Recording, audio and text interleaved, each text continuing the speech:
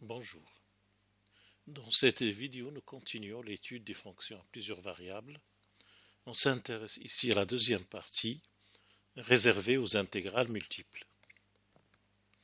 Alors, comme support de discussion, nous considérons l'exercice suivant. Dans le plan XY, le disque défini par x carré plus y carré inférieur ou égal à 2x est partagé en deux parties par la droite d'équation y égale x, soit D la partie contenant le point 1, 0. Donc le disque est partagé en deux parties. L'une contient le point 1, 0. Premièrement, dessiner D et donner le centre et le rayon du disque en question. Donner une représentation de D en coordonnées polaires.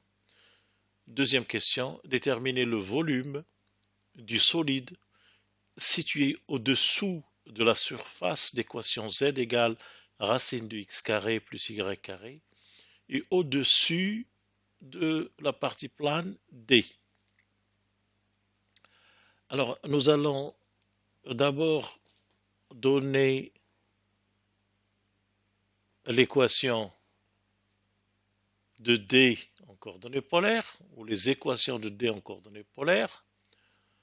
De la relation, nous allons d'abord poser x égale R cosinus θ, y égale R sinus θ, et la relation x au carré plus y au carré inférieur ou égal à 2x devient ou équivaut à R au carré inférieur ou égal à 2R cosinus θ. Ou encore R est inférieur ou égal à 2 cosinus θ.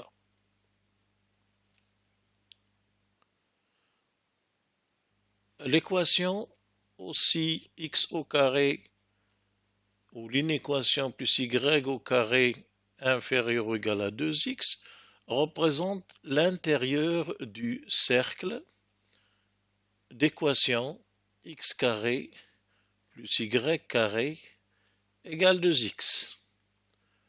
Alors attention, ça c'est le disque. Et là nous avons le cercle, la frontière. Alors x au carré plus y au carré moins 2x égale 0. Cela équivaut à x moins 1 au carré plus y au carré égale 1. Donc on voit que nous sommes devant le cercle centré au point 1, 0 et de rayon 1. Alors pour définir la partie D en coordonnées polaires, nous allons d'abord la tracer. Voici donc le disque de centre 1, 0 et de rayon 1. La droite d'équation y égale x.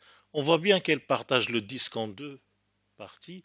Et la partie D, c'est la partie qui contient le point 1, 0.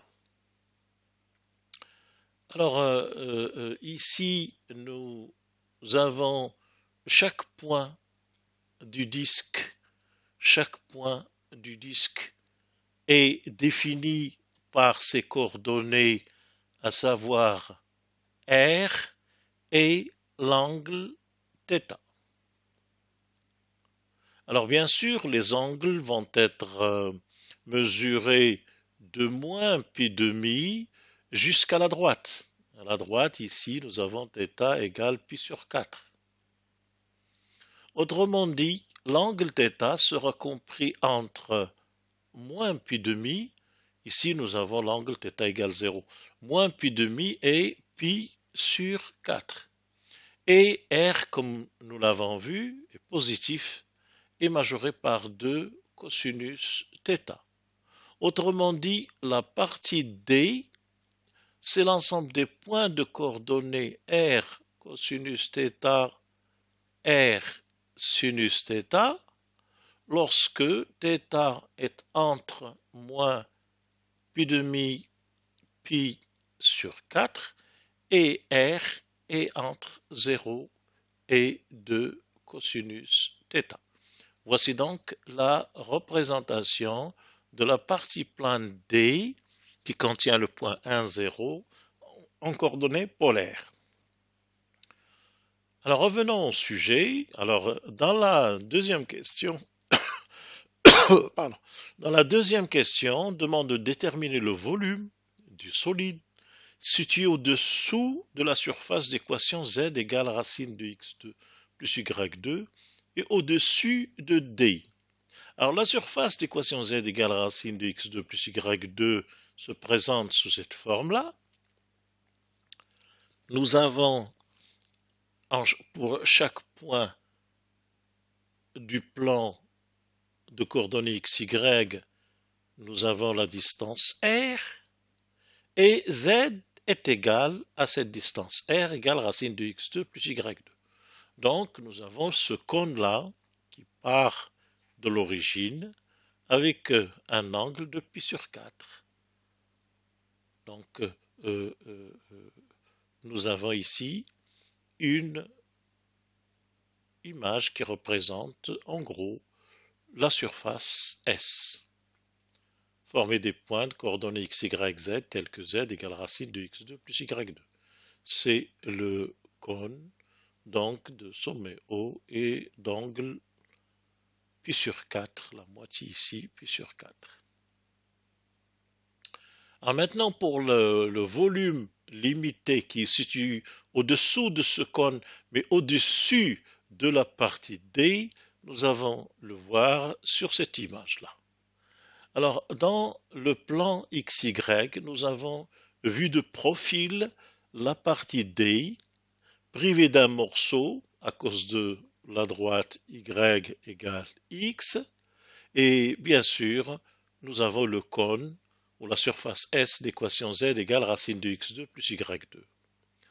Donc, pour calculer le volume, nous allons considérer un élément de surface dA en considérant un angle θ et un rayon R.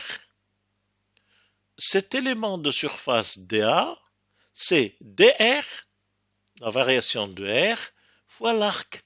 L'arc, c'est r dθ. Donc, dA vaut r dr dθ.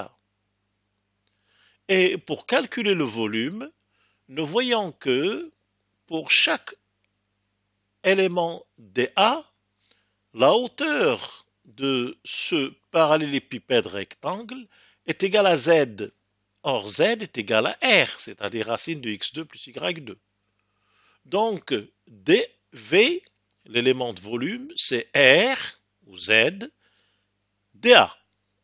Donc, r dA. Ou encore r carré dr dθ. Donc, nous reprenons. Nous avons x égale r cos θ, y égale r sin θ. Nous avons r qui est inférieur ou égal à 2 cos θ. Et donc, le volume s'écrit l'intégrale sur D, la partie plane, r dA, c'est-à-dire dV, lorsque le point décrit D, cela nous donne l'intégrale pour θ de moins pi demi à pi sur 4, comme on l'a indiqué. Sur la figure, on va de cet axe-là jusqu'à la droite. On l'a indiqué ici. Là, on va de moins pi demi jusqu'à pi sur 4. Là, si on est dans D. Si on dépasse pi sur 4, on sort de D, qui est la partie hachurée.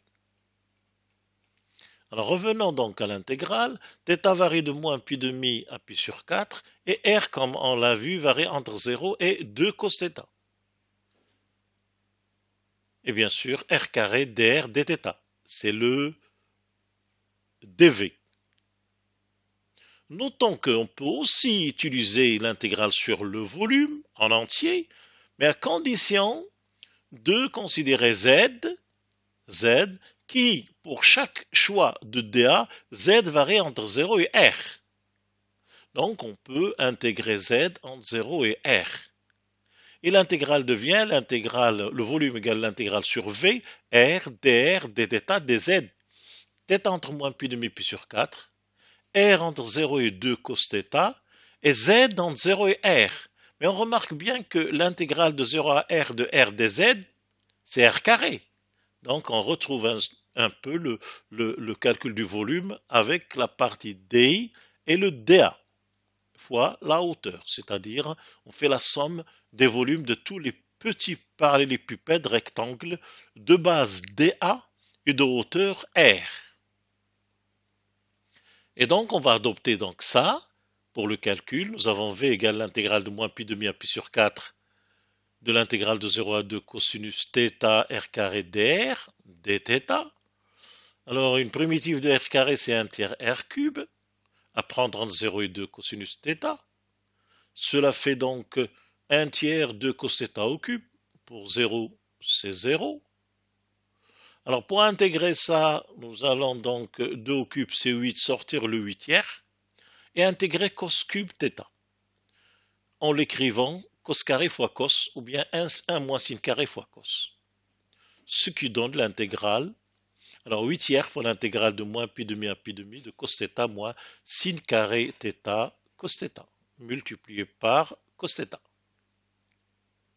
Alors, une primitive de cos θ, c'est sin θ.